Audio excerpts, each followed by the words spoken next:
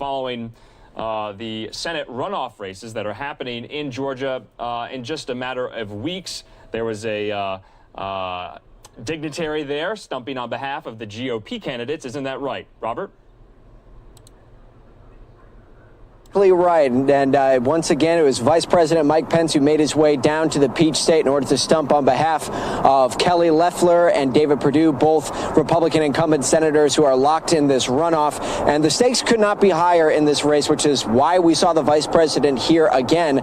The winner of these two races will ultimately determine who controls the United States Senate this upcoming session. The Republicans need to win at least one in order to maintain control. For the Democrats, they need both in order to force a 50-50 tie. So the vice president came down and told supporters that they need to come out, they need to show up on Election Day. Early voting begins this upcoming Monday, but he's encouraging them to vote for David Perdue and Kelly Loeffler and ensure that the GOP maintains control here in the state. We've heard the exact opposite message from their Democratic challengers. Yes, they want everybody to come out as well, but the message that we continue to hear from Jon Ossoff and Raphael Warnock is that it's time for new representation in the state of Georgia. And they want they're looking for candidates that represent Georgia's interests, continuing to attack both David Perdue and Kelly Loeffler over their business dealings and their trading and their alleged profiting off of the pandemic. That has been something that has been pretty incessant here, both on the campaign trail and on the airwaves. And in the last month, the numbers continue to grow. We've seen over $300 million in ads purchased here in Georgia. There's a lot riding on these two races here.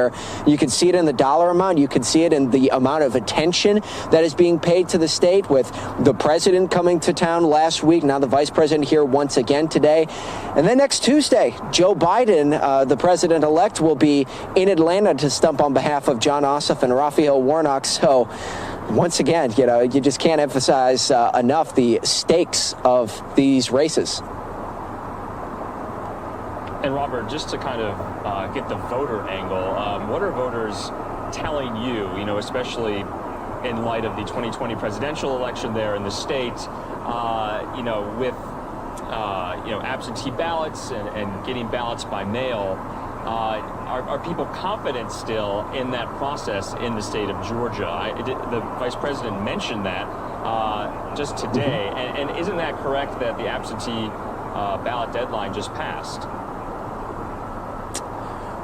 Yes, exactly right. And I mean, as you said, the vice president did mention that today, that you hear these rumblings of more conservative voters saying, with everything that went on Election Day here in November, is it even worth going out and voting again, because they're not confident that they're going to get the result that they're looking for here. The vice president said you cannot have that mindset if you're a Republican voter. You have to go out and vote, because not voting effectively gives control of the United States Senate to the Democratic Party. So the vice president was pretty adamant from that end that that cannot pass. I mean, from the voters that we have talked to, there is enthusiasm in order to try and get David Perdue and Kelly Loeffler across the finish line. But you do hear these sentiments of fear from conservative voters here in Georgia who say that they don't necessarily fear what a Jon Ossoff and what a Raphael Warnock term in the United States Senate would look like. They fear what a Democratic-controlled Senate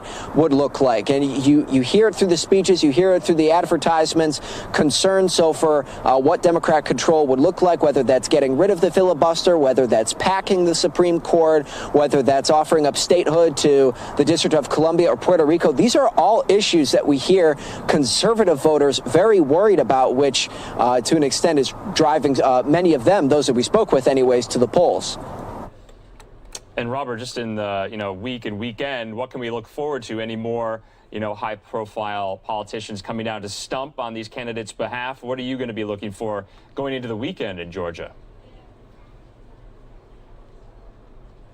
John Ossoff's campaign yesterday, and they said that, you know, they are intending to expand their geography a little bit. They want to get around the state a little bit more. He was down in Macon earlier this week, and they do want to get out to North Georgia a little bit at some point as well. So they're expecting a busy week. We know Raphael Warnock's team, they have been on the campaign trail a fair amount. We're expecting that to continue there.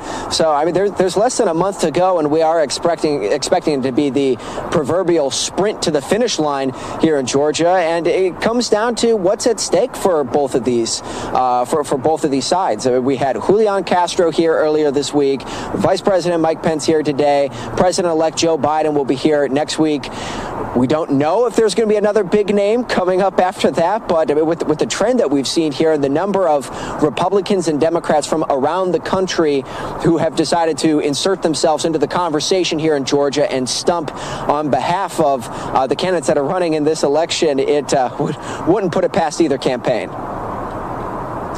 right, Fox's Robert Sherman there with the insight on the ground in this battleground state for control of the Senate. Robert, thanks so much. All right, and we'll be giving you more live reports throughout the evening. We're going to have a live report in about, 30 minutes time from the Biden-Harris transition. Our reporter who follows that so closely, the Biden team made some more announcements on